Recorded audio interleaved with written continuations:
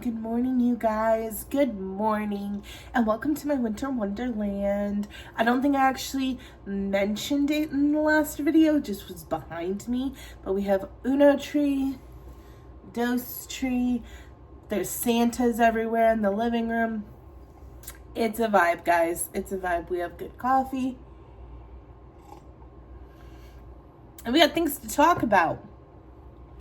So, I read a really good book, which I read a lot of really good books, but this one kind of stuck with me for a few different reasons.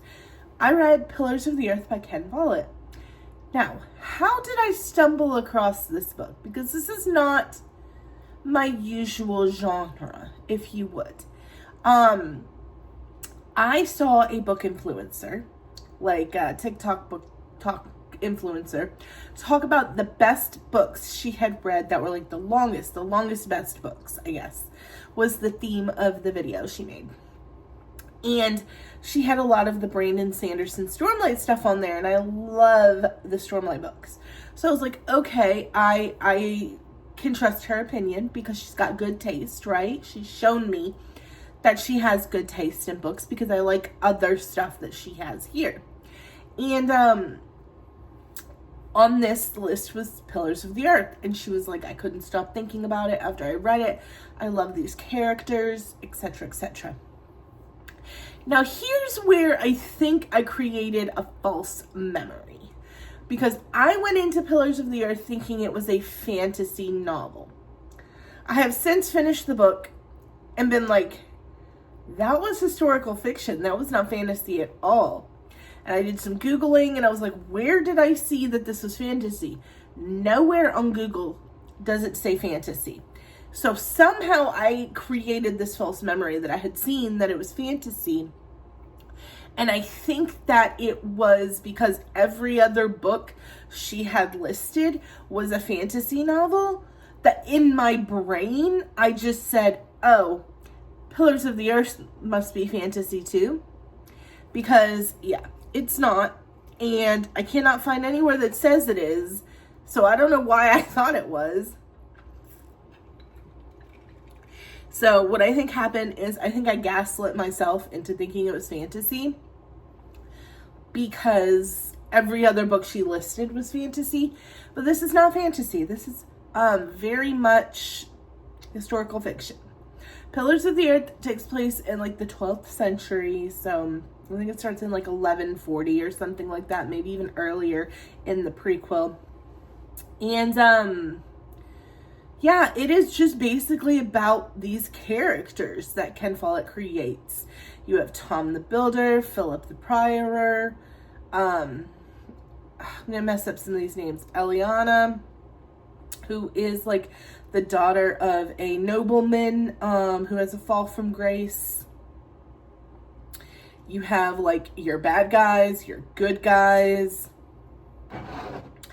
It was a really good book on like, it was like the manuscript blueprint for character work, if you would. A lot of things happen. Gosh, I've been very intimidated about doing a review of this book because so many things happen in this 1,000 pages. When we first meet Tom Builder, he is like homeless and penniless, and he has 2 children and a wife that he is traveling with. The wife dies, she delivers another baby. They leave the baby for the fairies. The monks take the baby. Philip is trying to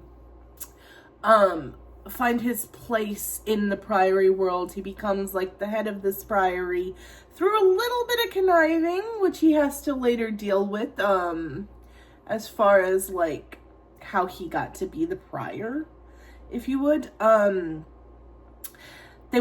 Tom's goal in life is to build a cathedral, and one of Tom's Tom meets Ellen, who is this wild woman who has a son. That son ends up burning down the church of Phillips while they're staying there for the night, eating and having a roof over their head, so that Tom has a job. And then, like, this takes place over, like, I think 40 years or something like that. The story of them building this cathedral and just the kind of things that they come up against that are very common in the 12th century, you know, rape, pillaging, war. There were some pretty rough scenes that I did have to, like, bypass quickly, with at least one violent rape scene that I was like, this isn't for me. Because of course you've got your bad guys that, I think there's like a Joffrey level bad guy in this book, and I cannot think of his name off the top of my head. That's why we have computers.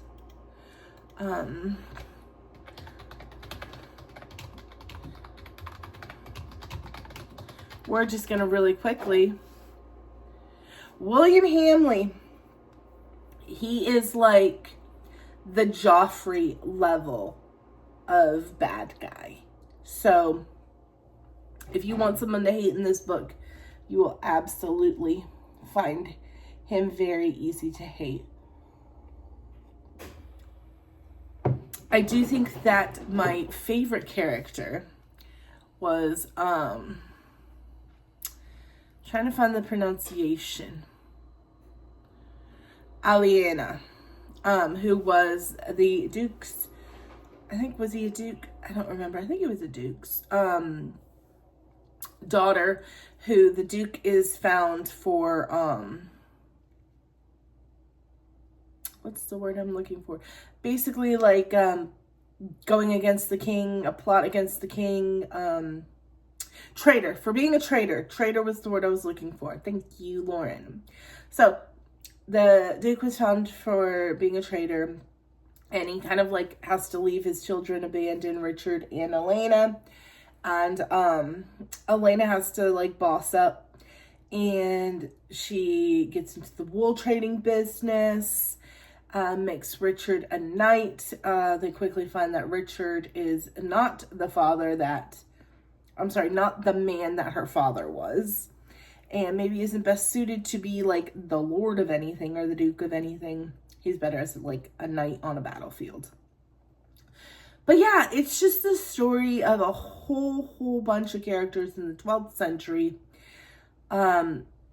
building a cathedral, kind of. It all wraps back to this cathedral, but there's so many other things going on. Jack Jackson is Ellen's son, and we have to kind of have a little bit of a mystery about his father and what his father was murdered for. And yeah, there's just a lot of elements in this book. I really enjoyed it, and the ending was really good, with Philip being like, Prior Philip being very introspective over everything that has happened in the lifetime of building this cathedral and how they got there. And yeah, it's just a really good book. If you were looking for a really good historical fiction, and you're looking for just absolutely wonderful character work, highly recommend Ken Follett's Pillars of the Earth.